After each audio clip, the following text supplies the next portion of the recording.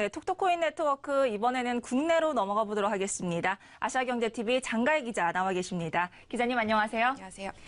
네, 어제 김동연 경제부총리가 암호화폐를 없애거나 탄압할 생각은 없다. 하지만 거래소 폐쇄 옵션에 대해서 완전히 배제하지는 않겠다라는 얘기를 또 내놓기도 했어요. 자, 사실 이런 발언이 정부 스탠스가 좀 아직 불분명하다고 봐야 되는 건지 아니면 최악의 경우에만 거래소 폐쇄를 좀 옵션으로 생각하겠다라는 좀 긍정적인 발언으로 봐야 하는 건지가 좀 어떻게 보면 좋을까요? 네, 어제 국회 기획재정위원회에 출석한 김 부총리에게 이 암호화폐 관련 질문들이 쏟아졌는데요. 이 중 암호화폐 거래소 폐쇄 여부가 관심을 끌었습니다.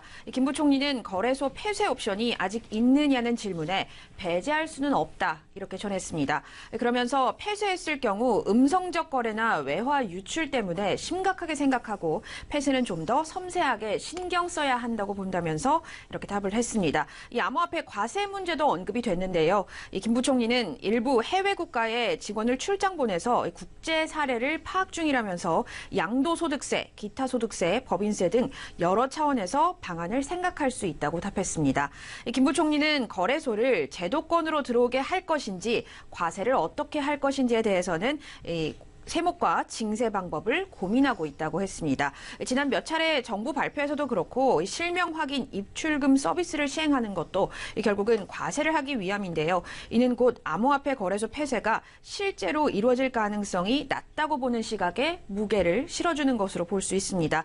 지난 25일에는 노웅래 더불어민주당 의원이 암호화폐를 공직자 재산신고 대상에 포함하는 내용의 이 공직자 윤리법 개정안을 국회에 발의하기도 했고요.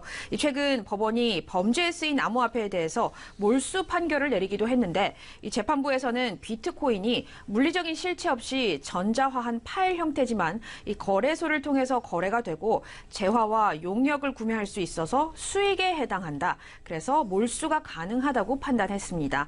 이 같은 흐름으로 볼 때 거래소 폐쇄는 더더욱 불가능한 옵션이다. 이런 의견이 나오고 있습니다. 네, 아직도 좀 여러 의견들이 엇갈리고 있는 모습이기는 하지만 양도세가 좀 추진되고 있는 지금 모습이라든지 이런 몰수가 가능하다고 이제 법원에서 판단이 나왔다는 걸 보면은 정부에서도 이제 더 이상 암호화폐를 완전히 탄압하는 건 좀 불가능하다고 생각이 되어지는데요.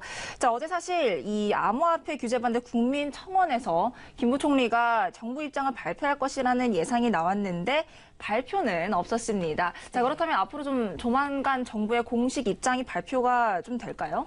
네, 이 기재부는 어제 암호화폐 발표를 당초 계획한 적이 없고 발표할 계획도 없다고 해명 자료를 냈고요. 이 암호화폐 정책은 국무조정실이 추진 중이며 국민청원과 관련해서도 국무조정실을 중심으로 관계 부처 간 검토 중이라고 언급을 했습니다. 김 부총리도 국무조정실에서 정리가 되는 대로 정부 입장을 얘기할 수 있을 것이다 이렇게 답했습니다.